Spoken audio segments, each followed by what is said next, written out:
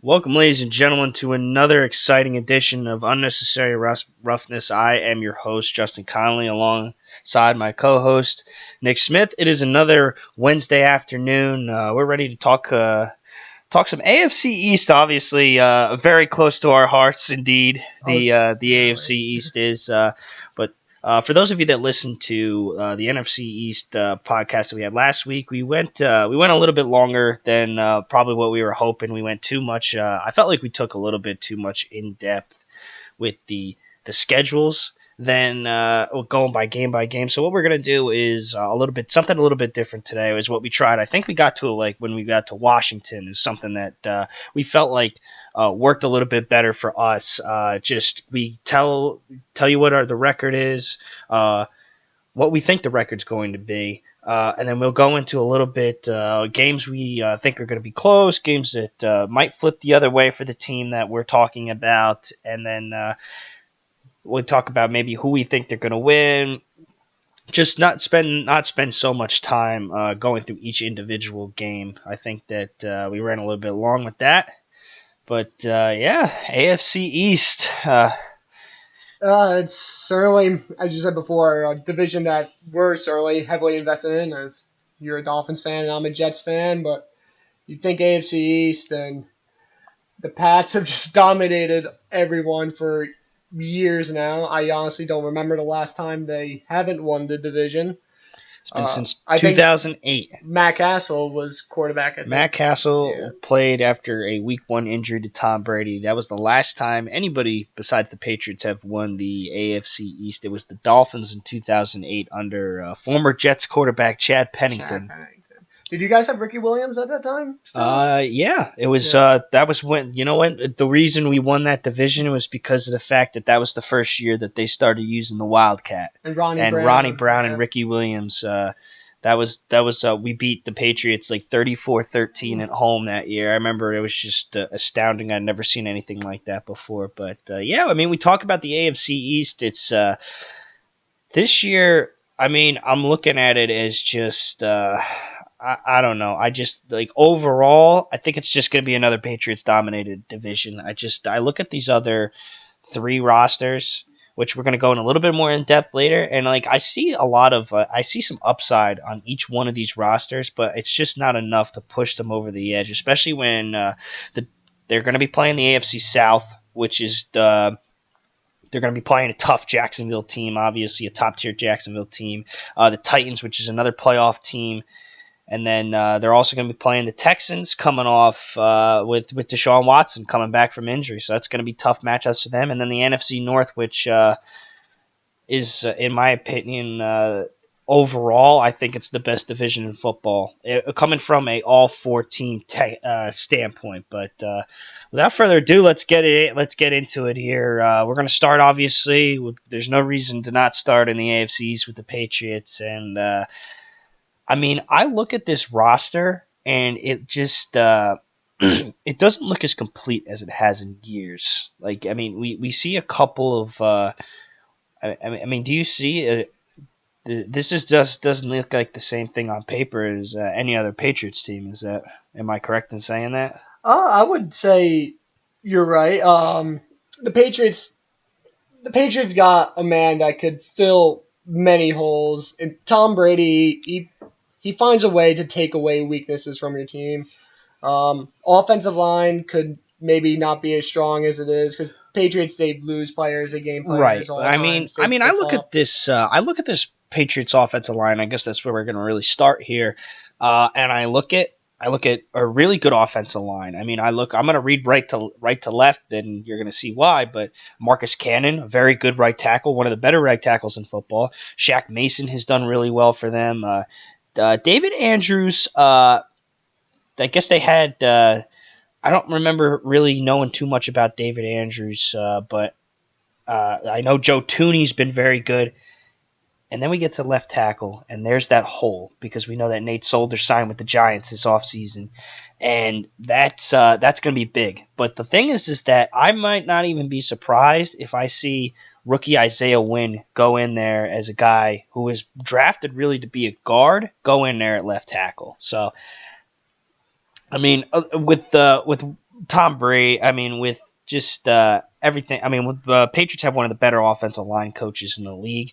They always seem to figure it out. I mean, you really see the offensive line really affected that much this off season or this season coming up. Um, Even their offensive line is solid. They're probably one of the better lines in that division. With what you say with the left tackle spot, it could be a hole, but the rest of your line can hold it up. There's always ways to get around it. You can always put your tight end on the left side of your offense. You can always give that D end a little chuck with Gronk or Dwayne Allen or whoever's going to be out there. There's always ways to help out your tight end. You can always use the running back because running backs are also very key in pass protection if they're not going out for routes. There's ways to help your left tackle as long as your other guys are doing their job, it makes a big difference. And also with Tom Brady, he's a dink dunk type quarterback. He's not going to hold the ball for a very long time. So if you could just get your hands on the D end, hold him just for a little bit, there's a great chance Brady's going to get the ball out of his hands pretty quickly. I mean, right now, they slotted in there at that left tackle is Adrian Waddle. Never heard of him before, but if that's the guy that they're going to have start week 1, then he's going to have to step up. And let's move really from the offensive line to the wide receiving core. And, you get Julian Edelman back. That's very That's big. Huge, yeah. It's really big for him, especially with the departure of Danny Amendola, which, I mean, with Tom Brady, he can make any no-man receiver look like a star. Like Amendola, he was solid when he was on the Rams, started his career, and then he came to the Pats where he did solid, but he was also another guy. He was very injury-prone. He got hurt a lot. And with Tom Brady, you could almost put any guy that could run solid routes, and he's going to make that guy right. look And I mean, good. I look at this wide receiving core, and I see a lot of depth. I mean, obviously, I just said Edelman. Chris Hogan's been a guy that's really stepped up for the Patriots these last couple of years after doing all right, doing pretty solid in Buffalo, and he's even done a lot better for the Patriots.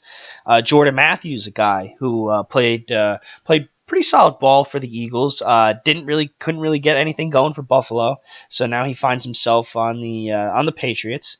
Cordero Patterson, Malcolm Mitchell, Philip Dorsett, and then a guy who Kenny Britt. Kenny Britt was great when he was on Tennessee. Just hasn't problems off the field and Right. just keeping his head in the game. But Kenny Britt has talent, so he just got to find a way to keep it all together. If they can keep it all together for him. And then one of the guys that they actually would start comparing to, like Julian Edelman and the Chris Hogans and the Danny Amendolas, and that's Braxton Berrios. And I mean, that's a guy that they started talking about a lot during the late rounds.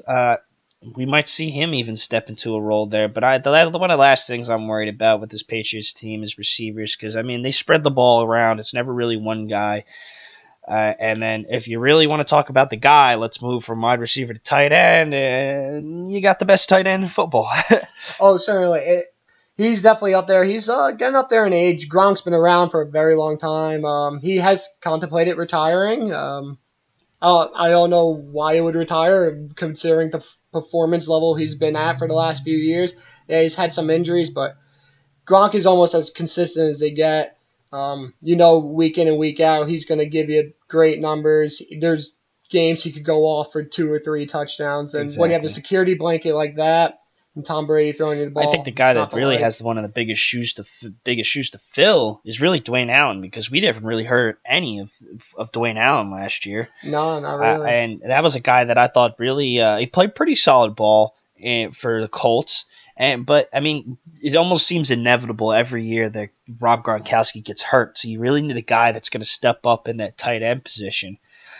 And I looked at Dwayne Allen and saying, you know what, you're the guy that's really got a job on the line this year, because you don't step up 2 years in a row, especially when Gronkowski's hurt or can't do as much. I mean, that's really going to be the difference maker on that offense. Besides obviously Brady, it's going to be really Dwayne Allen to step into a bigger role and start contributing a little bit more than he did last season. Running backs, I mean, look, that's a depth. That's a lot of depth right there. I mean, you got Rex Burkhead, who played really well last year, I thought. You lose Dion Lewis, but I mean, you bring in Jeremy Hill, trying to get him to revamp his career. Uh, James White is a great third down back. Mike Gillislee had a great start to the season. He just couldn't keep up with the carries and stuff like that. I guess he fell off a little bit. They liked using Burkhead a little bit more than him. And then here's my X factor this year. Really, you lose Dion Lewis, but you gain a really good running back, and that was your one of your first round picks in Sony Michel. I love Sony Michel. I love the way he runs. I think he's more of a complete back than his counterpart Nick Chubb. He's great threat in the run game, threat in the pass game. He had a really good national championship game where he was averaging, I think, at least 8 yards a carry on a Nick Saban defense. I mean, you can't argue with that, can you? Oh no, you certainly can't. Especially in college, Alabama's defense is as good as it gets, and if you could perform well against them, not saying it's going to translate to NFL, but there's good correlation that it can. New England, they've never been known for having great running backs. Yeah, they had some guys here and there. LeGarrette Blount was solid, but they never had that star running back that they could always rely on, and hopefully Sony could be one of them. Yep, and then I mean, obviously we can just overlook quarterback because it's Tom Brady. It's Tom Brady. And you know what the thing is that we talk about all these guys, and it's really this is what Tom Brady's got to work with, and I really don't see this offense slowing down anytime, especially with Josh McDaniels still there after he thought he was going to take the Colts job. He didn't.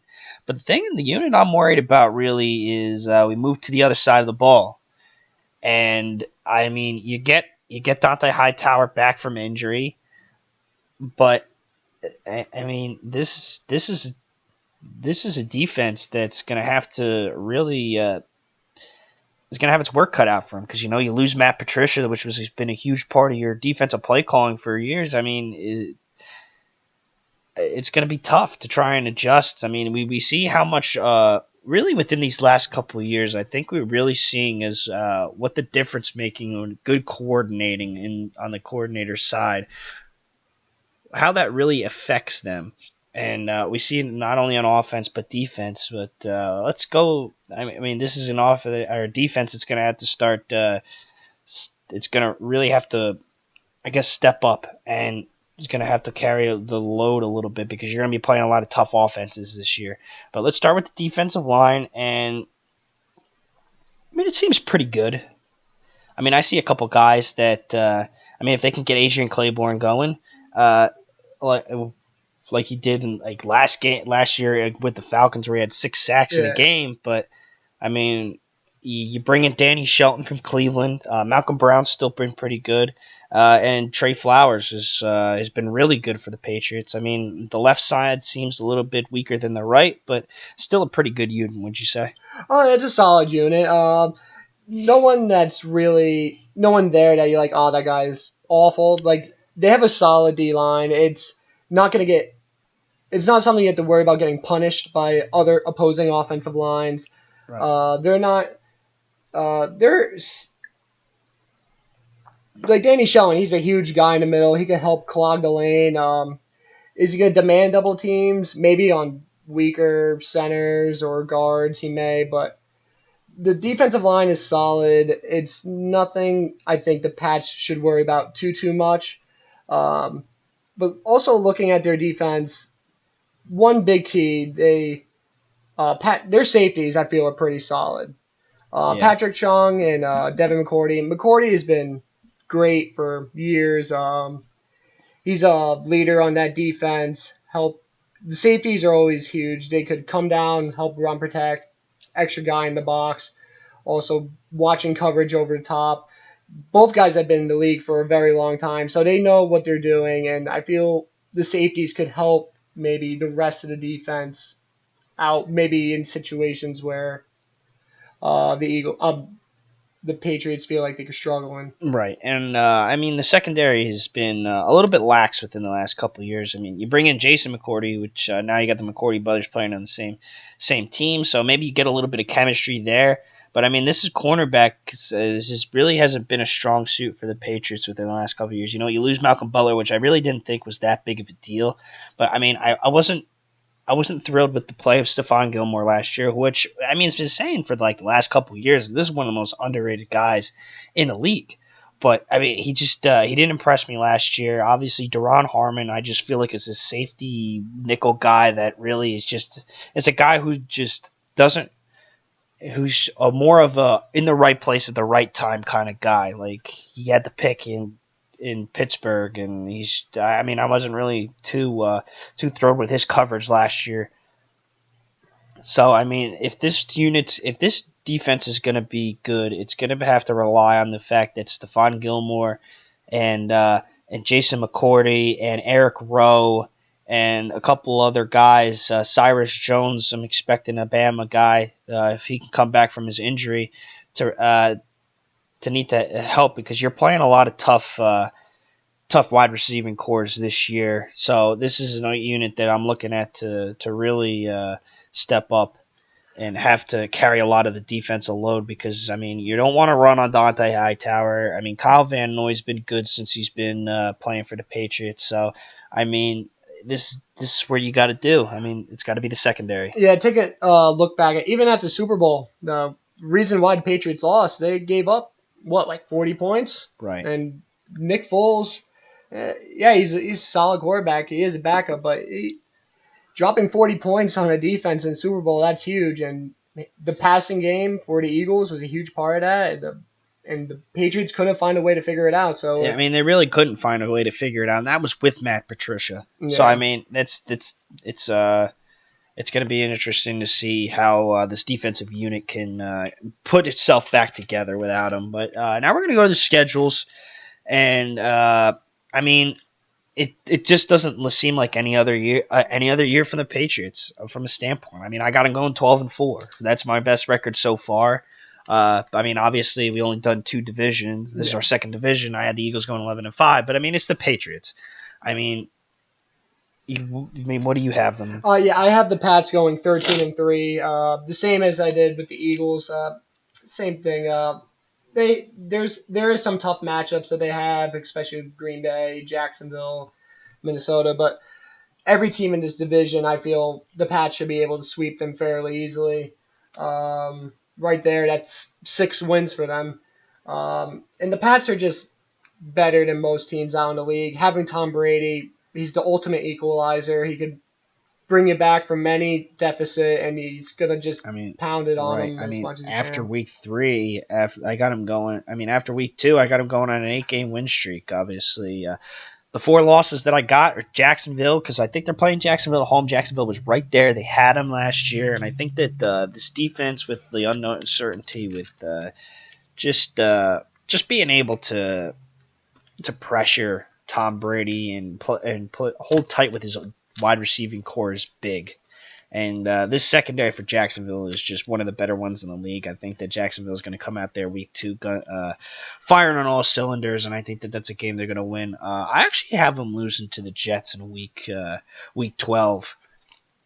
It's just a thing of that, you know what? It's nothing the Jets do anything special. I mean, but you just play them so tough at home every year. I think that with the way that the New England's roster looks a little bit this year, I think that they were going to take advantage of it.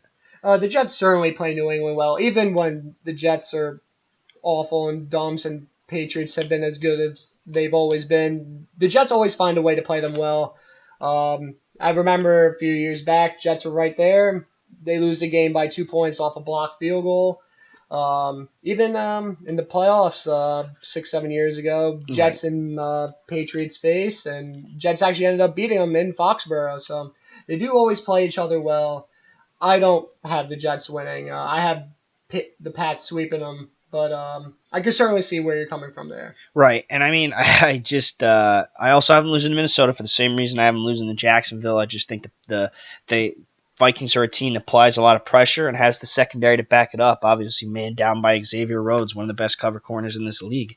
And then week 15 to Pittsburgh. I keep saying it every year that Pittsburgh's got their number, but I mean, the Patriots are just always find a way to beat Pittsburgh, but I think this year will be a little bit different because I just think that Pittsburgh's offense is just it's got to be one of the best not the best one in the league. It's just that's the whole reason. I just think that the way that the secondary is played for New England, you should just be able to exploit them, especially late down the road, week 15.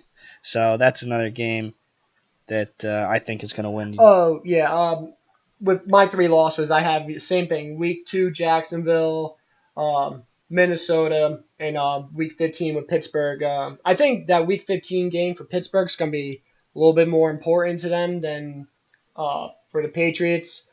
Patriots will probably have the division locked by then.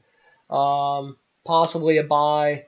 Maybe not that early, but close to it. I feel like the Steelers are probably going to be fighting in a it's a solid division, I believe, Right. with Ravens, Cleveland, Cincinnati. So I feel like Pittsburgh's going to really need that game. And I feel like every year, like you said, Pittsburgh's right there.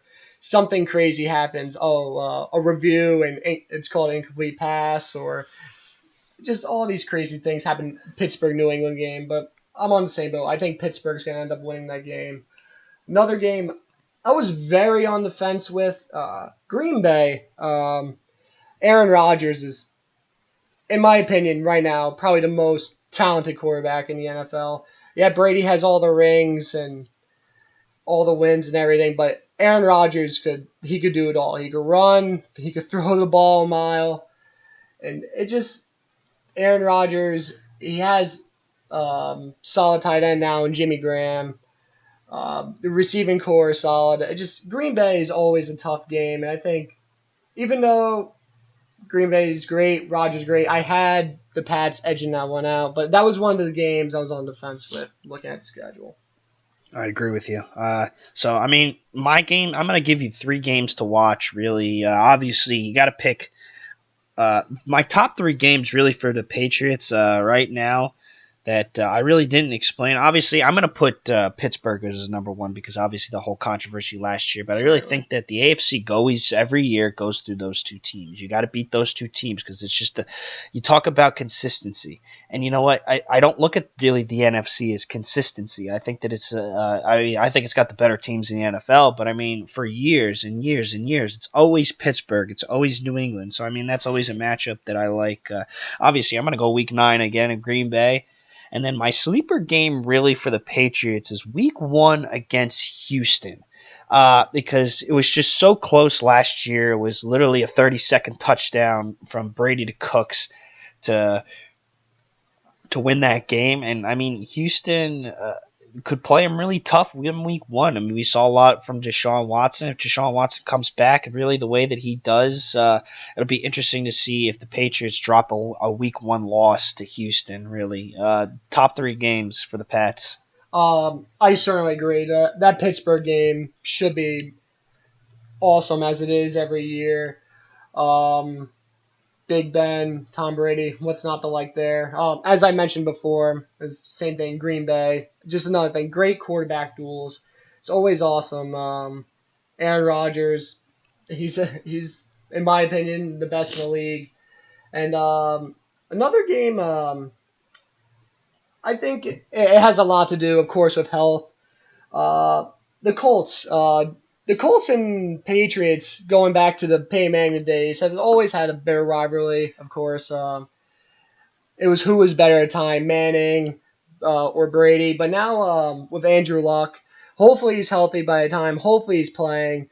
I think that will be a really good gauge for Andrew Luck to see like where he could stack up with Tom Brady. Because Andrew Luck has been getting all the comparisons back from the draft. You got to find a way to stay in the field. And I think that game could be rather entertaining if Luck is healthy and he's throwing the ball around, and just another great quarterback duel. Well, we'll see if he can even make it that far. Yeah, to, we'll see. Even in week 5, but I'm expecting him to. It's just you're really I'm just on the fence about Andrew Luck right now, but that's a tale for another time. So let's move on, and we're gonna start with. Well, we're not going to start with, but we're going to move on to the Miami Dolphins. Obviously, this is a team that wrenches my heartstrings every year. And as I look at, and as I look really in this Miami Dolphins roster on paper, it doesn't look too bad. It really doesn't. It all really just the X factor is obviously it's number 17 for the Dolphins, Ryan Tannehill. Coming back from injury, two knee two knee surgeries, really, and this is the guy. I mean, if they can get him going and get him in his system where he can thrive in, they might exceed my expectations by more than just 2 games. I mean, they got to get him going. Oh no, certainly. Ryan Tannehill, he showed in the past that he could perform well. Um, is it to be expected though? Maybe very tough. Coming off 2 very major knee surgeries. It's not some. It's tough to come back from one. Coming back from two, it's going to be difficult. Luckily, as a quarterback, you may not have to run as much. Tannehill, he does have some speed though, so he could use his legs from time to time. Look at the receiving core. It's not too bad. It's not as good as the Patriots in my opinion, but they got some guys. Amendola, who they just added. Devontae Parker, he's a solid guy. Really, hopefully with Tannehill, you could really get him going even more. Well, that's the thing, really, with them is that Devontae Parker really hasn't lived up to that Yeah. first round expectation that they have of him, and really, this is the guy that's got to step up. Case in point, because I mean, you lose Jarvis Landry, and that's the biggest. That was your best playmaker on offense. There's no disputing it from what the guys that you had last year and now. I mean, that was your best playmaker. So, I mean, you just you hate to see a guy like that go when you're Miami, but I mean, now I look at this wide receiving core and I see a more complete unit than it was last year because I see Kenny Stills, who's been very good for the Dolphins in his couple of years there. I see Danny Amendola, who's been good for the Patriots. I look at a guy like Albert Wilson, really. A guy who they've been using a lot in OTAs. And even a guy that's really my sleeper on this roster, even at the wide receiver position, is Jakeem Grant. I mean, I love what Jakeem Grant does. I mean, for a guy that's 5'7" or 5'8", something along those lines. And I know he's not the big guy, but he uses his speed. He caught a fade ball to the end zone last year on a Monday night game against Malcolm Butler. I mean, that's a guy that's been really impressed me this offseason so far. So I mean, I look at this wide receiving core and I say, you know what? Stills, Parker, Amendola, Grant, Wilson, none of them are they're not Jarvis, and they don't. I don't really think that any of them have that playmaking ability that Jarvis Landry has. But I think that Tannehill's got a lot of guys to work around when it comes to this wide receiving unit. Now we move to the running backs, and Kenyon Drake is really the guy that stands out for me at running back. He had a great second half to the season when he had to step up for when Ajayi got traded to Philadelphia. But now he's got a guy like Frank Gore to learn really from. And not only Gore he gets to learn from, but Kalen Ballage, the rookie from Arizona State. I mean, does it help, especially for a guy like Frank Gore who grew up around the Miami area, went to Miami University? I mean, that's good for Gore, and it's good for these guys. To really learn from what it takes, especially like Frank Gore, because the thing that's most impressive about Frank Gore is not his numbers at San Francisco. It's not it's really how he's been able to play in this league for as long as he has. Oh no, certainly. Running backs these days, they usually hit 30 years old and they just go straight down. Like Gore's been doing it for a very long time now. Like you said, with San Francisco, he was even with the Colts for I think 3 years, maybe 4 or so, and now he's here with the Dolphins. Should the Dolphins expect great numbers out of Gore? No, but he's certainly a great leader on the team. He could show Kenyon Drake and the young guys exactly how to act, how to really play the running back position. It's not as easy as people think. It's like, oh, you just get the ball handed off to you, find holes and run. There's a lot that goes into it. You gotta know your blockers. You gotta know almost everything on the offense. You gotta know how to pass protect. You gotta catch. And Frank Gore, he's done it all for many years, and I think he's a good leadership addition to this team. Yeah, and I mean, this goal goes back to the number one theme of what the Dolphins are trying to do, and in the 2018 season, it's a culture change, and you want guys that are going to be leaders. You want guys that are going to do the right thing and not complain when things go bad, but push through adversity. And we saw a little bit too much last year of guys pointing the finger, complaining they didn't get enough carries, showing bad sportsmanship, and that's what the Dolphins are trying to avoid, and what Adam Gase is trying to do. And that's one of the guys you bring in. Obviously, you bring in Frank Gore, who's been a shining example of what you want to be in an NFL running back. You bring in Danny Amendola, who has been a great leader for New England and throughout his career as a guy that knows how to get things done and do it the right way. Obviously, learning from that New England system. But I mean, that's what it goes to. It goes to the fact that you have a little culture change there.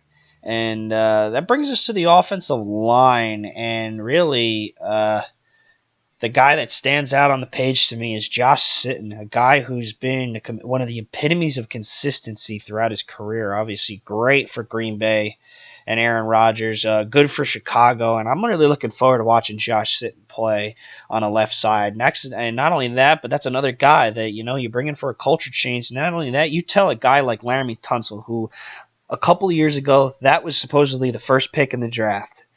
Before, I think that's when, actually, I'm not too sure. That's when people are trading up for quarterbacks.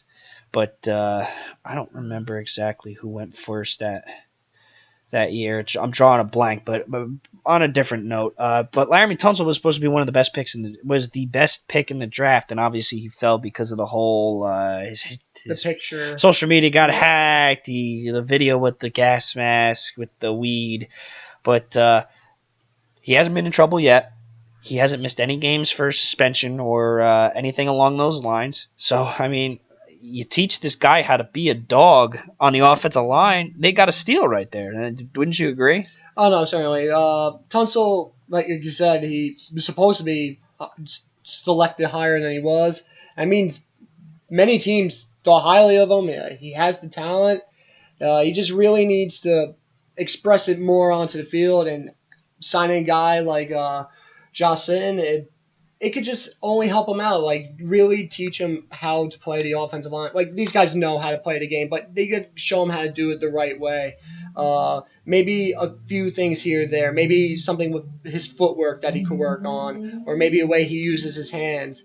There's always certain techniques you can use as an offensive lineman to really put you in a better position to succeed. And having older veteran guys that have been doing it for years is a great way to help out a younger guy, especially with as much talent as Tunsil has. It's really is key, and really the overall on this offensive line doesn't look too bad. Juwan James has been decent. Daniel Kilgore is another guy they brought in this year to during free, or actually they traded for him for a 7th-round pick. It'll be interesting to see how he can fill that center position, which was really banned down by Mike Pouncey for all these years. And then really the hole is right guard in Jesse Davis. The guy right now, Isaac Asiata, missed all of last season. That was a 5th-round pick last year. So I mean, really the hole is right guard, and if they can fill out that other guard spot, Tannehill finally might not have to worry about getting sacked every play. But now we move to the tight end position, which is really the last position we got to talk about on this offense. And right away, guy we're slotting in at tight end is starting right away. Mike Gesicki, the tight end from Penn State, who is an absolute animal when it comes to playing the ball. And that's something that this Dolphins team hasn't had in a while, was just a tight end who is just an absolute pass-catching extraordinaire. And, you go out there, you grab him in the 2nd round. Obviously, he was the 2nd tight end off the board, I think, behind Hayden Hurst. I was a little shocked that they didn't take Dallas Goedert at the position, but I think that Mike Gesicki is overall the best catching tight end in this draft. The only thing that they got to worry about is, you can't put him out there to block, because he doesn't block anybody.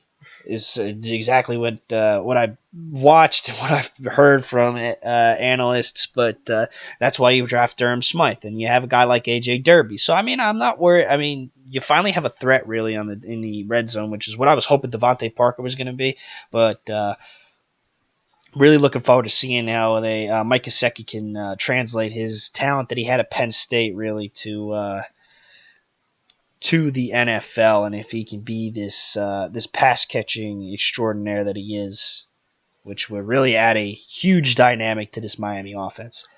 Yeah, one thing you mentioned that with tight ends I feel is very important. Goal line scenarios.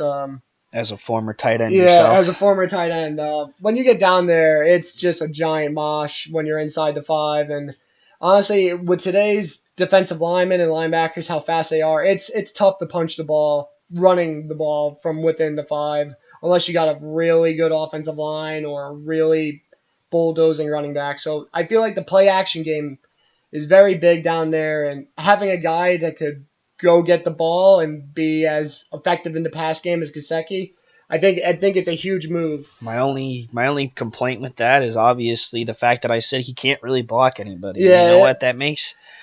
I'm not a big fan of one-dimensionalness in football. I don't like people or guys that are really one-dimensional. And that's why it worries me that, you know what, you bring Gesicki out there and you say that gives the defense a huge key. Hey, they're throwing the yeah. ball. Or you bring Durham Smythe in there and say, hey, they're running the ball. So that's my only concern really with Miami is the fact that you bring these guys in that are just so one-dimensional. It really gives the defense a clue to what they're doing. It certainly will tip the defense off, but if you're in the NFL and you got these great coaches, I think sooner or later they'll find a way to help teach this kid how to block.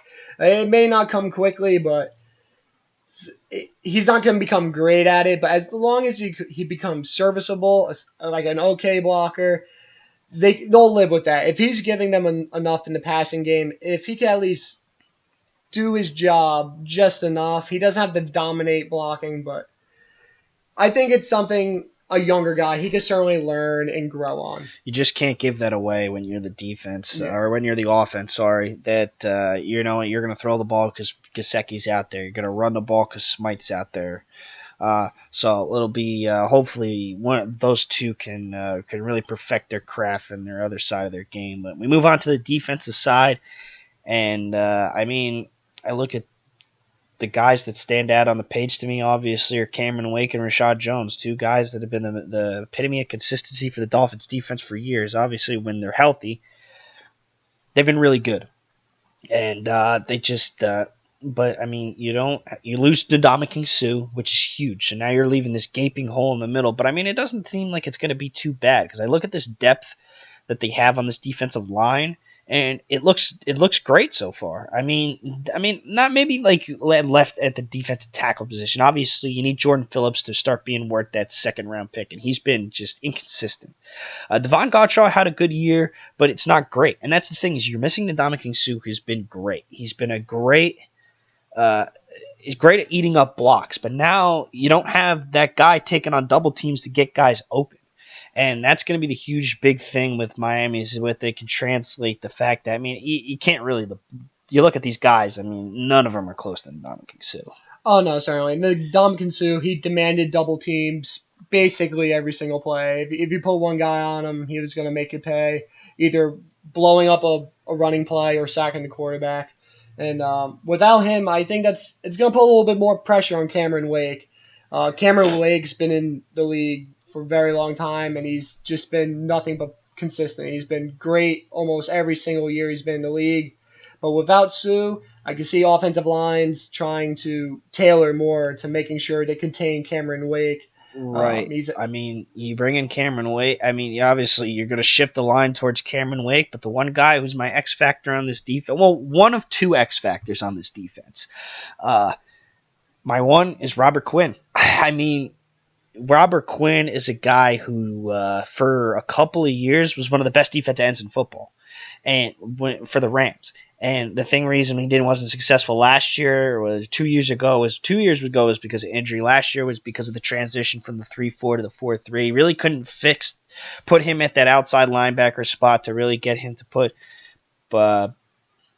It was just a different position for him to play. It just didn't really pan out. So you trade him for a 4th-round pick to Miami. Now he's back in a 4-3. I mean, that's a guy that, you know what, you really can't shift the defense towards Cameron Wake because now you got Robert Quinn to really have to worry about too.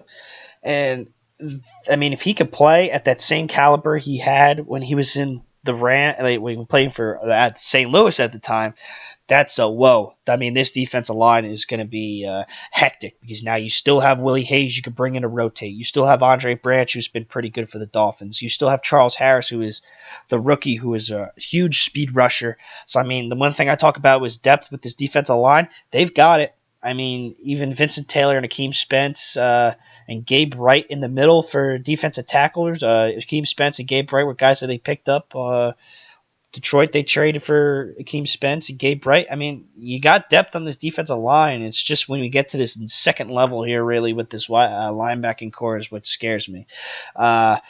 Raekwon McMillan is really the guy you're going to tell the man down the middle for you, and he is going to be technically on his rookie season because last year was his rookie season, but I mean, with a torn ACL. I mean, you're asking a guy who was supposedly going to be your Mike last year to come off an ACL injury. That's the guy you're asking a man down the middle, and that's tough. Oh, yeah. Just like even with Tannehill, for any position, coming off a major injury, it's never easy, especially for a rookie now. He's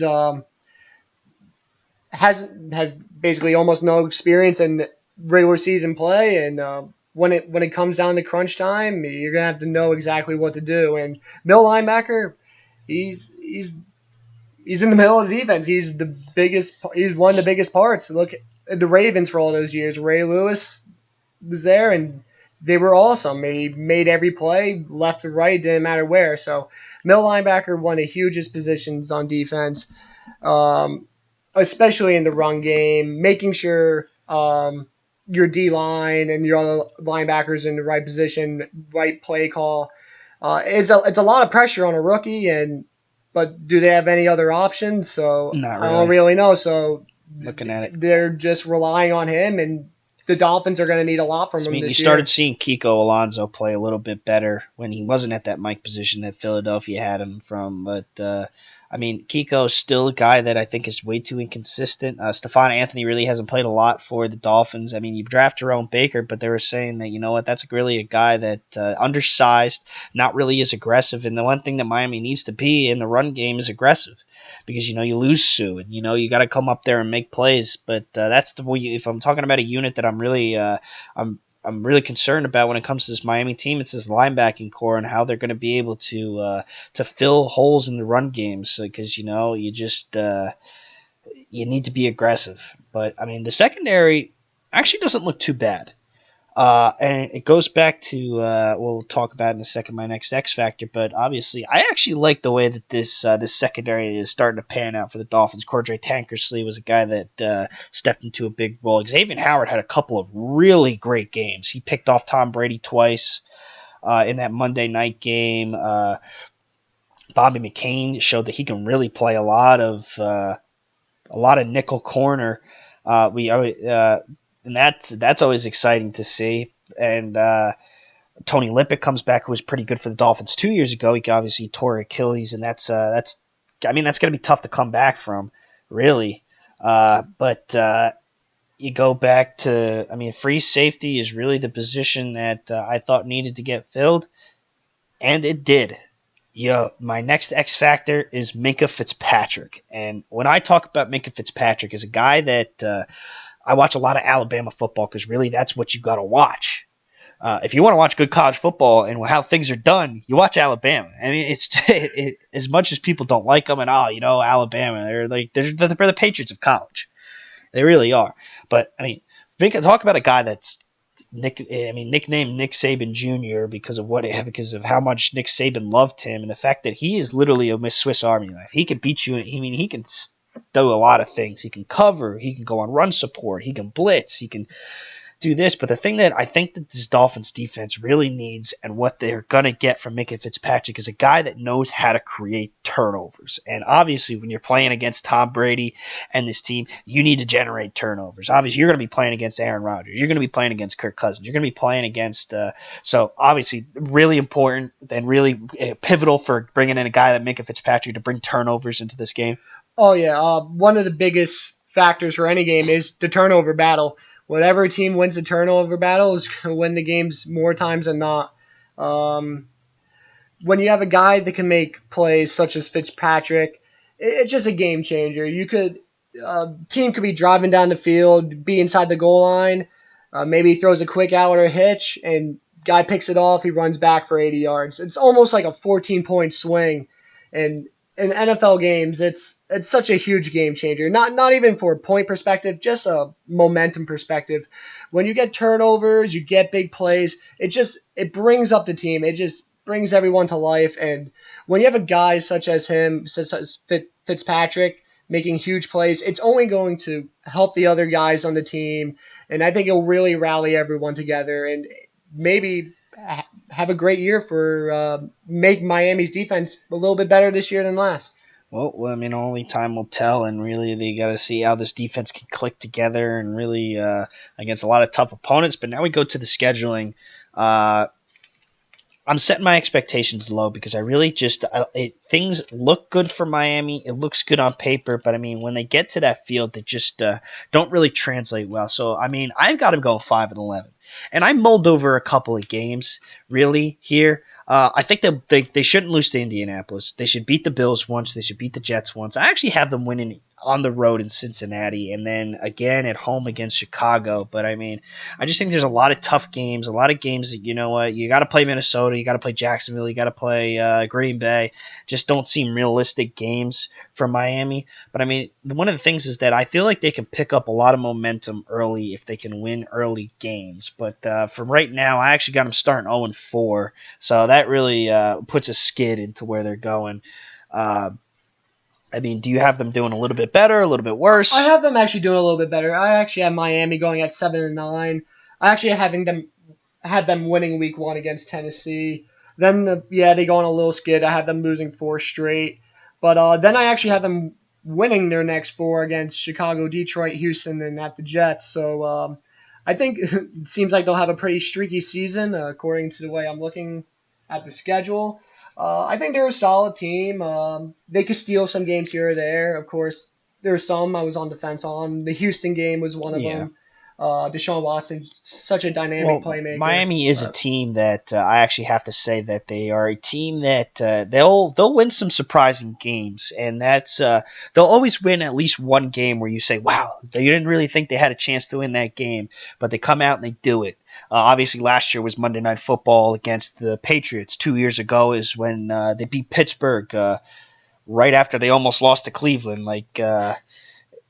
It's just Miami will surprise you in a bunch of ways, but right now I have no surprises here. But I'm going to give you my top 3 games really for Miami and games to watch. I got Week 3 against Oakland as a top game, I think, in there for them, because I think that this is a game I actually mulled over a little bit because I think that the way that this Oakland Raiders team is that, you know, they bring in guys like Jordy Nelson and Martavis Bryant and draft a couple of offensive linemen, but I think that the way that this could go, if Ryan Tannehill is healthy and playing the way that we think that Ryan Tannehill can play, and the way that Adam Gase thinks that Ryan Tannehill can play, this could be an interesting game because I think that the secondary for Oakland is pretty weak. I think we haven't really gotten Khalil Mack had an off year, and they actually were arguing with him today about certain stuff. So I mean, we might have a shootout in Miami, and they really played them tough. It came down to, I think, a 6-point difference, and they got an onside kick that they just didn't capitalize on. So I mean, I actually look at that as a game that is really on my mind, that I actually have them losing, but I think that this is a game that very realistic in the fact that I think that they can win this game. Week 6 against Chicago is another key game for me because I think that Chicago, it's really gotten a lot better when it comes to talent. They really started building around Trubisky. They bring in Allen Robinson. They draft Roquan Smith, who is one of my favorite players, if not my favorite player in this draft. And just the fact that this man is literally all over the field on everything. I just love watching Roquan Smith play. And you want to watch what it takes to be a linebacker at any level. Watch tape on Roquan Smith. He will absolutely, you watch him, he is one of my favorite players to watch because I just watched those Georgia games late in the season against Auburn, against Oklahoma, against Alabama, and this is a guy, he's fun to watch. And you don't really look as a linebacker as like, oh, this guy's really fun to watch. He is fun to watch. But I mean, I think it's also I have them winning right now. I think that they're at home and in an advantage, and I think that Miami can, if they get the offensive line, they really can exploit the fact that I don't think Chicago's pass defense is really that, or their pass rush, sorry, and their pass defense really isn't a strong suit. So I have them winning that game, but it's definitely a game to watch. And then I would actually say. I would say Week 17 against Buffalo is really, they haven't really, and I actually, you know what, I'm going to go with both Buffalo games because this is a team that they got swept by Buffalo last year, and they swept them 2 years ago. This whole Buffalo-Miami rivalry has gotten to a point where it's really starting to get competitive because I really felt like for a lot of years it was Miami, Miami, Miami, and now all of a sudden Buffalo gets a little bit better and they start coming into their own. But these are games that I think that they need to win because Buffalo always plays them tough. But one of the reasons why I thought Buffalo played Miami tough was the fact that Miami does really bad against running quarterbacks, which is why I don't have them beating Tennessee in week 1. It's why I don't have them beating Deshaun Watson in week 8. They just don't play the running quarterback well. So that's without Tyrod Taylor, you bring in Josh Allen or A.J. McCarron. Obviously, you have A.J. McCarron at quarterback. That's not a mobile guy. Josh Allen, he's kind of mobile. I mean, he reminds me really of like a Carson Wentz, and he's gotten a lot of Carson Wentz comparisons. So I think that this if you want to control your own destiny with Miami and trying to make the playoffs, you got to beat Buffalo.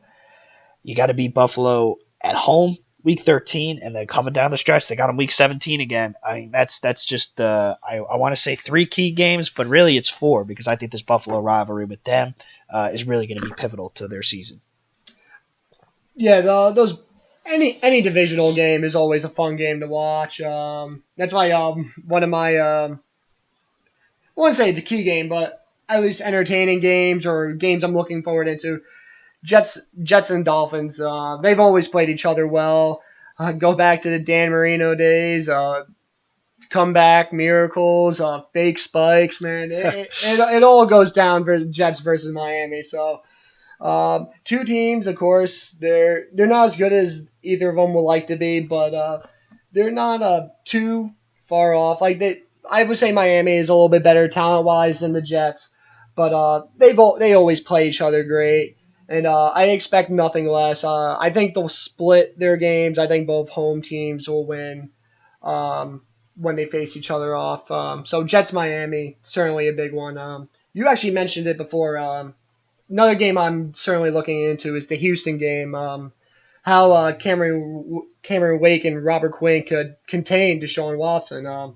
As you said in the past, they haven't done well against running quarterbacks, but maybe addition Robert Quinn could really help them out. How much could they get to Watson? Could they contain him? Game planning is huge on that. Do you keep a spy on the quarterback?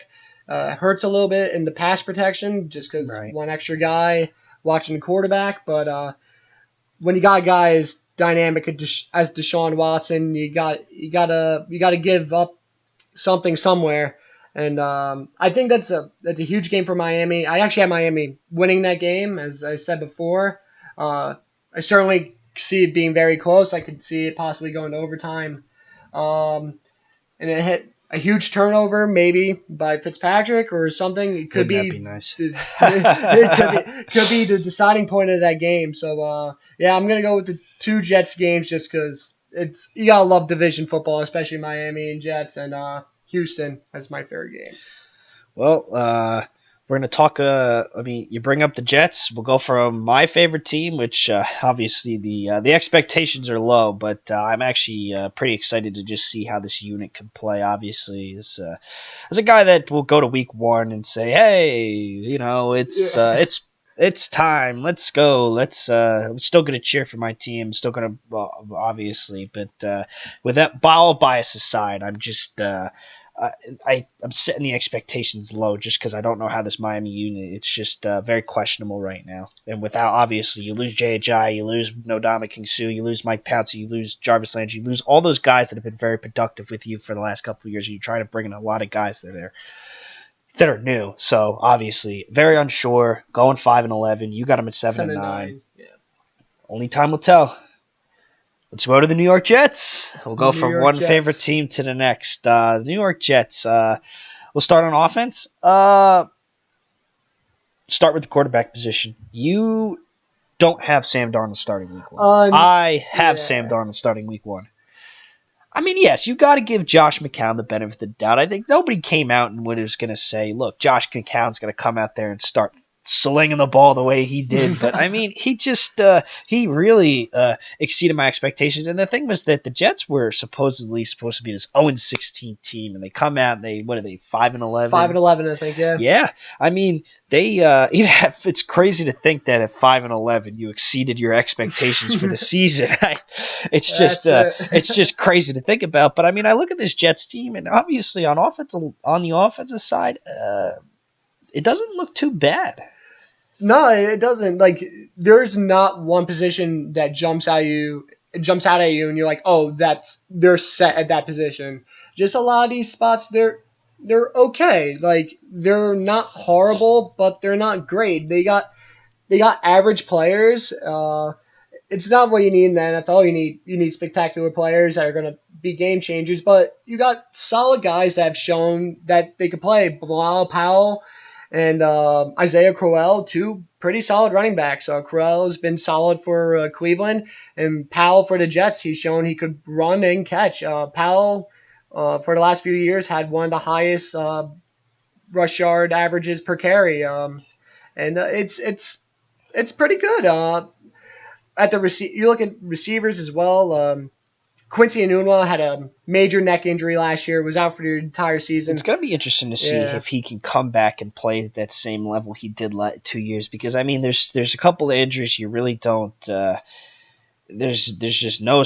I mean, you feel a little bit of sympathy for, but are just demanding. And neck injury is obviously the number one thing that you're just concerned about, because that's just so pivotal. Obviously, Ryan Shazier is the first guy that comes to our mind when you think about neck injuries, and I wish him the best. And I actually saw a notification today that he's trying to return to football, and all the best to him. I mean, Quincy Enunwa obviously not as bad, but I mean, it's a little bit concerning, especially just neck injury.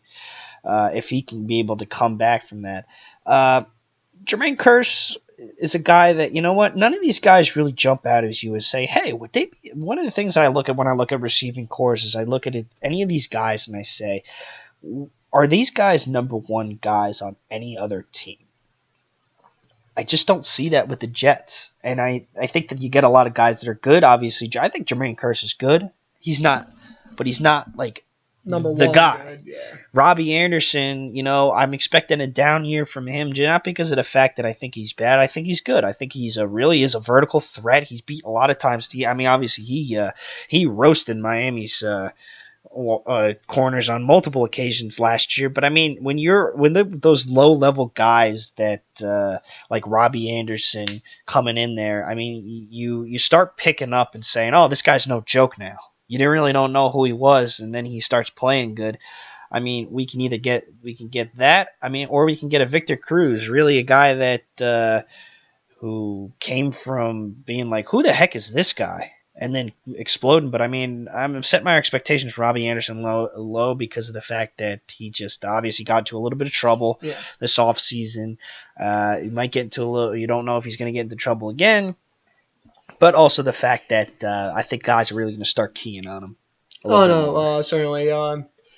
He had a solid year last year, as you said. Huge threat in the vertical game. Had plenty of big plays, but who knows if he's even going to see a suspension from the league. Of course, he was arrested, said a few choice words to the police officer. And choice being the the easy way of putting it. Nice way of putting it. There's a good chance he could see maybe a 4-game suspension. Certainly won't help. Jets even added Terrell Pryor to the mix. Of course, Pryor had an awesome year in Cleveland. Last year was non-factor in Washington. He started off the year, didn't do too much, and then basically at the end of the year he didn't play at all. So hopefully, new team, new system can help revitalize his career a bit. We'll see where that goes. McCown or Darnold, who's ever at quarterback. I think maybe you're It- right with the fact that, yeah. maybe you start Josh McCown week 1, give him the benefit of the doubt. I just think that he injured his throwing hand, right? I Yes, I think so. just, Yes. we'll see obviously through training camp where they're going to go in that direction. But I mean, Sam Darnold was a guy that I thought was the most NFL ready quarterback coming out week 1. And that's why I think that the Jets might just go ahead and say, you know what? Josh McCown, we appreciate what you've done for us. We appreciate with the fact that you've been the journeyman that you have been. But I mean, it's Sam Darnold's time. But I mean, only time will tell. I mean, I love the way that Sam Darnold throws the ball. I just with this offensive line being like, it's good. And I mean, the thing of the offensive line uh, goes back to the theme of the Jets when you look at just their roster when it comes to on offense that nobody really jumps out of the page on you. Kelvin Beacham's good. James Carpenter's good. I don't know too much about the right side of the line. So, I mean, like, I know two guys that are pretty good, but none of them are really great. And that's the thing is that Sam Darnold, one of the things that I talked about with Sam Darnold when I was doing a little bit of writing on the draft class was the fact that I didn't like the way that Sam Darnold deals with pressure because of the fact that he feels like he needs to get the ball out all the time, and that's what causes turnovers. So, I mean, if this offensive line can protect them, there's no reason why I don't think they could start week 1. Yeah, going to back to the offensive line, Brian Winters, he's been on the team for a few years now. He hasn't, just like almost like we said before, he hasn't been awful, but he's not anything spectacular. He's just an average offensive lineman. So who's ever at quarterback, Darnold and McCown, they just have a okay offensive line. I just think you brought back McCown. If you're the Jets, you bring back McCown. I think you play him to at least start the season. Because you also brought in Bridgewater. I feel like if you want to go Sam Darnold, well, at the time, I guess the Jets probably didn't even think Darnold would probably be on the board at 3. They probably would have thought he would have been gone. So Well, I maybe, mean, we all knew that they were going to take a guy at 3, yeah, they though. were going to take a guy at 3, but maybe if it was someone else, maybe if it was Allen A or big, Mayfield, maybe they yeah. wouldn't think, maybe they would have thought giving What you're that saying is quarterback more time. you don't sign a guy like Bridgewater if you don't think he's going to get enough time. Yeah, basically. You're giving a guy like Josh McCown some backup, obviously injuries, but I know I agree with you there. And then I guess the last position we got to go over really on our offense is tight end, and again, and just another position that really jumps out on the page. Right now, they got Jordan Leggett starting in there at tight end, and that's I mean, I thought he was good at Clemson. We didn't really get to see a lot of him last year. But we'll see if he can step into a good role. Clive Walford was a guy that I thought was going to be big in fantasy. Talk about fantasy here. But really was underwhelming for the Oakland Raiders. They had to bring in Jared Cook to really fix that mess with Walford. But, I mean, if he can see if he can revamp his career here in New York. And then Chris Herndon, the rookie from Miami. I mean, those Miami tight ends end up being pretty good. David Njoku was the big one last year. Didn't play as well as he should, but I'm expecting him to have a better career. So, I mean, we see a lot of these tight ends here. But I mean, none of them really jump out on the page to None of you. them really jump out of the page. The Jets, besides last year, Jets were one of the worst teams in the league with using their tight end. I think it was maybe 2016. I think the Jets had maybe 8 or 9 receptions all year from Right. tight ends. So One of the weaker units in the yeah, league. last year we had Safarian Jenkins. He had a solid year. He's gone now, but hopefully the Jets could keep moving forward with the tight end position because it's one of the more it's a huge spot on the offense. It's keeping the middle of the field open for your quarterback, and you got to be a big part of the run game. The It's like, evolution of the tight end in the league within the last couple of years has been big, and just I don't see it from the Jets right now. oh no, it's certainly not. People could grow. They have potential. Things can happen, but right now you look at that depth chart, just not anything that really jumps out at you at Right. tight end. Well, let me tell you about a unit that has a couple guys that can jump out on the page at you, and this is defense. Leonard Williams jumps out on the page. I Certainly. mean, definitely one of a very good pass rusher. Obviously, that was a guy that I didn't think that they drafted him because of the fact that, you know what, you had a guy that was the number 1 guy in your draft class, and he slides all the way to 6, and you grab him because, it's just a value pick for the Jets, and he's been able to pan out for him. Trumaine Johnson they bring in at the cornerback position. Very good in Los Angeles. Gets his big payday. We'll see how that goes if he can translate it. Because the thing is, I'm not too big on I'm like uncertain with guys that get big paydays because it's just like what. They're not fighting for a contract. They're Yeah. not fighting for that big money because what? You already have it. So, I mean, I'm expecting a little bit of a down year from Trumaine Johnson, but that's still a guy that let's see if he can translate a little bit better to having that big money. And then Darren Lee is another guy that I really like. Darren Lee, I think that he's been a very solid linebacker for them for the last couple of years. Was 2 or 3 2 years? Yeah, he's been very good for them. I'm expecting him to have another big year. But I mean, other than that, obviously Jamal Adams is another guy that jumps right out on the page for you. He's one of the better safety. He was best safety in that draft class last year. Almost missed him. I don't know how the heck I was going to do that. Yo, Jamal Adams. I'm expecting him to really have another really good year for the Jets, and hopefully he can get the secondary going. Actually, no, this secondary really doesn't look too bad when I'm looking at it now. Morris Claiborne obviously is a guy that really has never lived up to that 4th overall pick expectation, obviously in Dallas. But other than that, Buster Skrine really he had like what one? He probably had. I think he was probably one of the league leaders in holding penalties last year, probably for a nickelback. There was one game it was just awful to watch. Like it's Buster Skrine. It's weird with him. One game he goes out there, it seems like he does a pretty good job. Like he goes out there, he does pretty well.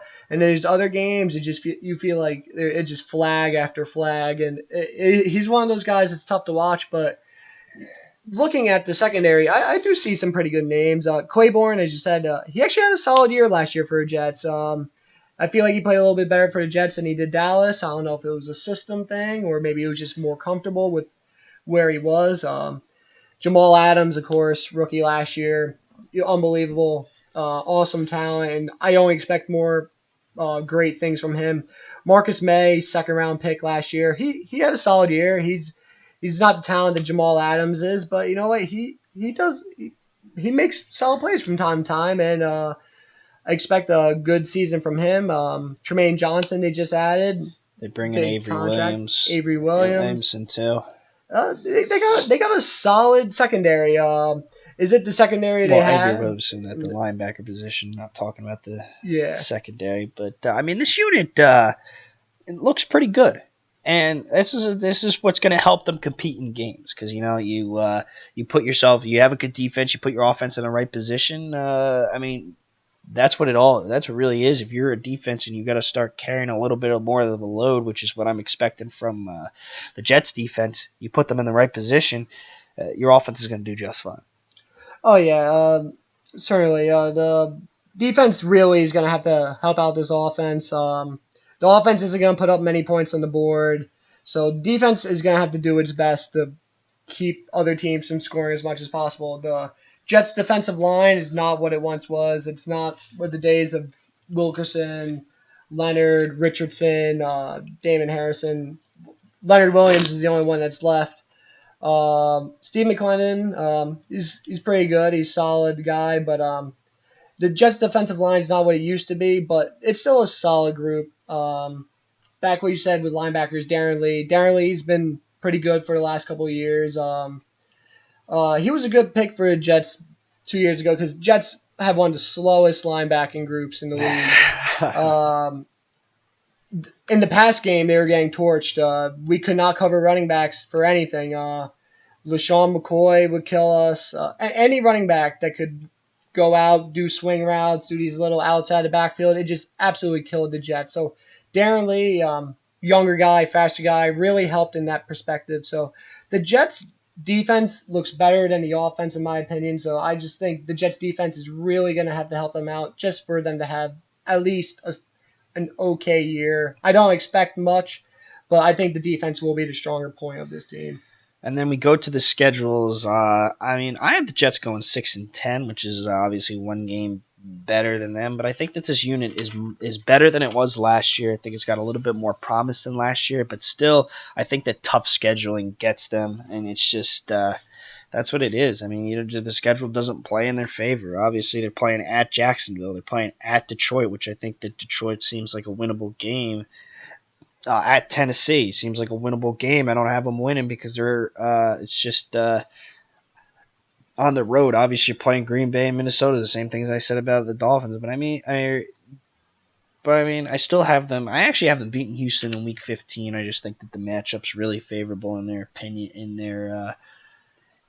in their favor. Obviously, I have them beat New England, obviously, for the reasons I said before about them always playing them tough at home. They should beat the Colts. They should beat the Bills. I actually have them sweeping the Bills. I just think that what the Jets do, obviously, with pounding the ball and the way that their defense plays and really the uncertainty with the Bills at quarterback, plays in the Jets' favor with the fact that, actually, I think they're going to sweep Buffalo there and go 4-2 in the division at 6-10. So what do you got the Jets doing? I have the Jets going 4-12. Both underwhelming with both of our teams. Yeah, setting the expectations low. Yeah, I have them going 4-12. Getting swept by New England, of course. I have them going 1-1 against both Miami and Buffalo.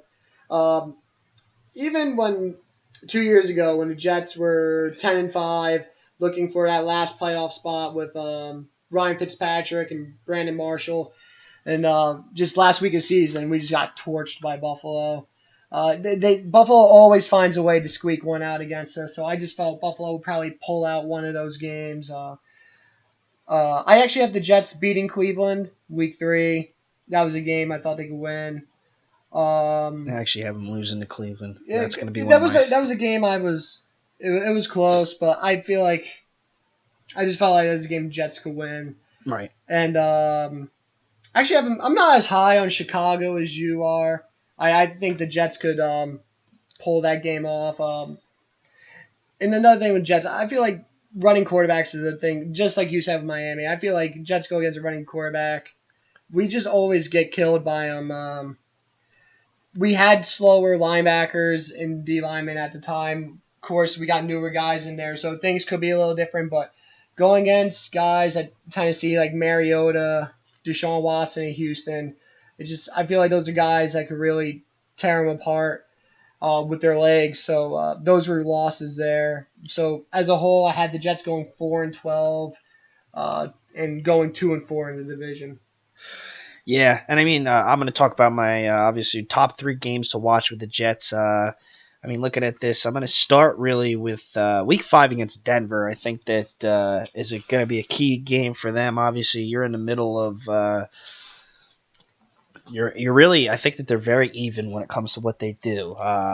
Shaky offense, pretty solid defense, and it's really going to be with every quarterback that the Jets throw in there versus Case Keenum. That's going to be the X factor in that game and who wins it. Right now, I got it, giving it to Denver. Just the fact that I think they have a little bit more weapons on offense. But that's a game that I think could go either way, and that's what we're looking at with these top 3 games to watch. It's really games that we think they could go both ways with what they're trying to do. I think that it really is going to come down to who can put more points on a board, and that's right now I got Denver, but I think that the Jets being home can absolutely turn my opinion around, and I think that that's a game that they can win.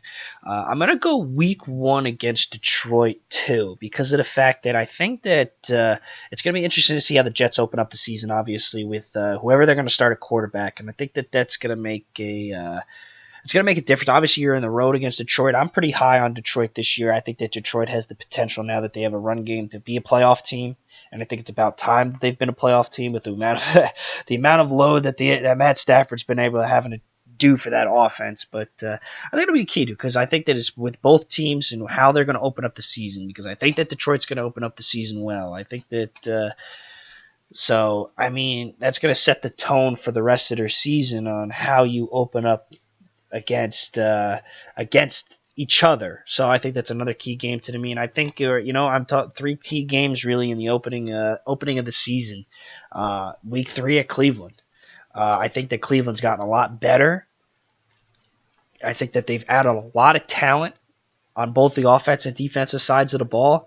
But it also comes back to whether you can mesh it together. Let's see how well Tyrod plays in a Hugh Jackson system. We'll see if Jarvis Landry can can continue to play with the level that he does. So I think it's just an interesting three matchups that I put here because I think that they all have significance in the way that that that the Jets can really set the tone if they can win those three games early. It puts a lot of momentum. You gain a lot of bit of momentum if you're the Jets, but I think it all comes down to whether you can get that quarterback going early, whoever it may be. Yeah. The first game that jumped off to me was Cleveland in Week 3, as you said. It could be two totally different games. You could either have McCown going against Tyrod, and who knows, maybe both teams decide to go young, and you got Darnold going against Baker Mayfield. That'd be quite if interesting. you got pick number 1 going against pick number 3, third week of the season, I feel like that'd be a game that a lot of people would have their eyes on. Just two young quarterbacks. Just going at it. Cleveland, of course, has gotten much better. Getting Landry, Josh Gordon will have a full season now. I think Cleveland will be much better. I had the Jets inching this one out. I just think it could potentially go both ways. It could definitely go both ways. I just gave it up to the Jets. I didn't want them to go 3-13, so maybe I just throw them a bone there. Looking down at the schedule, you said before, New England and the Jets. You actually had the Jets beating New England once. Jets at home against New England. Let's be realistic. New England playing at home against the Jets. The game probably shouldn't be close, but playing at MetLife, usually New England and Jets always play each other well. You have the Jets winning that game. I have New England winning, of course. But just another division game. Always fun to watch. And another game, Chicago. Like just two teams, I think it should be fair. It should be a really close game. I think talent level wise, they're both pretty similar. I'm not too high on Mitch Trubisky. We'll see where he is at that point in the season. It's like week 8, week 9 or so. So he have plenty of games going into it. He could get on a roll or not. I think it's a huge game for the Jets because right before that they play Minnesota. It's going to be a very tough game for them. Indianapolis. It all depends on health with luck. So I think that Chicago game is going to be pretty big for the Jets. Try to get off a losing streak. And just going to be a good game between the two of them. All right, and we got one last team left, and it's the Buffalo Bills. And I mean, I'm going to try and make this as short and sweet as this is possible for the Buffalo Bills. I mean, not trying to really diss whatever they've been doing there. Obviously, this was a playoff team last year, and they really competed well with the Jacksonville Jaguars for a little bit there. Blake Bortles ran for more yards than he actually threw, which was unheard of, but by a quarterback. But I mean, I look at this.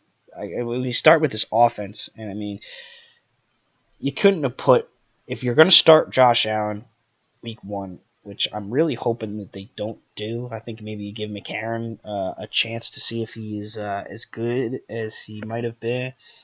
But I mean, I look at this and I say, you really didn't give him a lot to work with. I mean, you gave away your best offensive lineman to move up in the draft to grab a quarterback. You don't have a lot of good receivers. Obviously, your number one receiver is Kelvin Benjamin, but he gets hurt every season, so you can't really rely on him to be the guy. Zay Jones played all right last year. That was a guy you grabbed in like the second, third round. But to be your number one, I just don't see him as a number one guy. And I think that Charles Clay's pretty good. I think that this offensive line might be able to hold its own, but I look at this offense and it's just centered around one guy, and that's LaShawn McCoy, and you don't give him a lot of help either. I mean, just look at this unit on this offensive side, and I'm not impressed because of the fact that you don't have a lot to work with. If you're Josh Allen, or even if you're Major McCarron, I mean, you might be struggling all year because you can't figure it out offensively, and this unit looks so much worse than it did last year. Oh no, definitely. LaShawn McCoy, 100% the centerpiece of that offense, but I feel like any smart defense, you're going to key in on one guy, and McCoy's got to be it. I feel like if you can hold McCoy to as little as possible, avoid letting him break out big plays. This Buffalo offense really isn't much. Kelvin Benjamin had a couple. He had okay years with the Panthers, and he had Cam Newton, and he didn't do all that great. So with a rookie quarterback, Josh Allen, of course, he has talent. Is he Cam Newton? That's yet to be determined. He does have legs. He has a cannon for an arm, but he's just coming into the league. We're not 100% sure what we're going to get out of him. Zay Jones didn't really do much. Just the rest of the receiving core, it's nothing really great. No one's really all that good. Jeremy Curley, he's pretty old. He was good maybe like 6 years ago. Andre Holmes, he never really did all that much with Oakland. So it's just an offense that doesn't really look explosive besides McCoy. So it just kind of looks like a one-man show on the offensive And side. I wish we could put a little bit more depth into this offense, but I mean, there's not really much you can talk about. I mean, you're relying on really Kelvin Benjamin to be healthy. You're relying on Zay Jones to be worth that diamond in the rough receiver that you picked him up for last year. You're really relying on one of your quarterbacks to step into a role. But, I mean, other than that, I mean, it just doesn't look impressive. I mean, you lose Richie Incognito, you lose Eric Wood, you lose I can't think of his name right now, the left tackle, Cordy Glenn. That you trade him away. But, I mean, it's just a unit that I think is going to struggle all year. But and that's what putting you know what, I look at this defensive side, and that's where we're going to go right now, and it looks it looks fine. It looks good. I mean, Tre'Davious White turned out to be a number one corner for the Bills, and he had a tremendous year last year. Vontae Davis is a guy who's been pretty good in the league. For a while, he was really good with the Colts. Micah Hyde was a guy that is a good safety. It was always good. It was pretty good in Green Bay. He played really well there. Jordan Poyer played good for the Bills last year. I mean, a pretty good linebacking core, if I have to say. Lorenzo Alexander's a guy that plays really well. You grab Tremaine Edmonds, who is a freak of nature in the draft. You trade up to get him, not only Josh Allen, but you trade up to get him, who could really step into a huge role for this defense.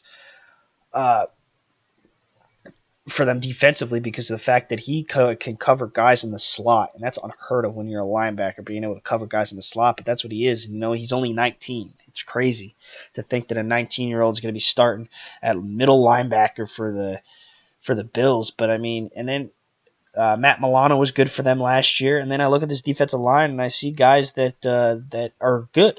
Adolphus Washington, Kyle Williams, Star Luke Talele, Jerry Hughes, Shaq Lawson. I mean, this defense has a lot of upside to it. I mean, would you agree? No, the defense certainly it's much better, more well-rounded than the offense. It just when there's so much pressure on a defense holding teams to minimal points, it's a lot to go through. If the offense isn't being effective, this defense could be on the field for maybe 40 minutes a game, and when your offense barely has the ball, your defense is always out there. It doesn't matter how good you are, you're going to give up points and you're going to get tired. These teams are going to pound you to death. And third and fourth quarters for this defense, it's not going to be easy just because the offense is not performing the way it should be. Well, here's my comparison, and I'm actually going to put a team comparison. And this is looking like a Giants situation from last year, and it has nothing really to do with the coaching. I just think that you have a defense with a lot of talent, a lot of upside to it, but it's going to have a lot of pressure on it to stop offenses, and it's just. I mean, wow! It's just a huge difference between the way their defense looks and the way their offense looks. They're going to have to generate a lot of turnovers. Which they can. They can generate turnovers. I mean, obviously, Tre'Davious White got him a lot of turnovers last year, and they got Vontae Davis, and they got a pretty good pass rush. Kyle Williams leading the charge on the defensive line. But I mean, this is a unit that's going to have the most pressure, I think, when it comes to defenses having to try and push their offense to be better, in my opinion. This is the team that's defense is going to have to step up the most if their team's going to be successful. Oh yeah, certainly. the defense is the major part of this team. Um, as we both said, just the offense isn't all really that great. Uh, this team's going to be looking for maybe 14, 17 games where it's not high scoring. They're not going to win any shootouts. It's just not the way this team is built. They're going to need a few breaks here and there. Turnovers are going to be key. Like we said, turnovers, they're huge momentum changers. They could put points up on the board quickly, interception back for a touchdown, and special teams. Special teams are huge for these types of teams. When your offense isn't performing the way it should be, you got to maybe take a couple extra chances. Maybe take that kick out of the end zone. Maybe you could break it for a touchdown. It's the first time you mentioned special teams on this. It's true, on this podcast, but I mean, when your offense isn't right. there, you got to find ways to put points up on the board. And special teams are a huge part. Kicking, you know what? Teams don't like kicking field goals, but you know what? Sometimes that's all you're gonna get. And if you have a good kicker, 50 yards plus, you know what? That's 3 points you wouldn't have had before. Or maybe you have good a punt return team. You bring a punt back for 6. So with an offense as poor as this, you got to find ways to put points on the board, and special teams is one of them. Yeah, and then we go to and then I look at Colton Schmidt on that punting unit. I'm just gonna say one word: he might have the chance to be the best punter in the league because I think he might be using him a lot. But I go to the schedule, and it's because of all the reasons that I said. I got him going 2-14. I think there's games that I find that, you know what, they're going to be the underdog, and nobody's the underdog wins more underdog games like than the Bills because of the fact that like I go with this game and like I look at the Bills and I say, you know what, there's no way they're going to win this game, and then they win, and it's just like wow, they do this all the time. And I mean, it's just because of the fact that I got the expectations so low for them because of the fact that I just don't think they're going to get anything clicking on offense. Oh no, they certainly won't. I have them going 3-13. It's going to be a poor year. Two of their wins, I just have them divisional wins because I just feel those teams play each other tough. Of course, against Miami and the Jets, they'll be winning.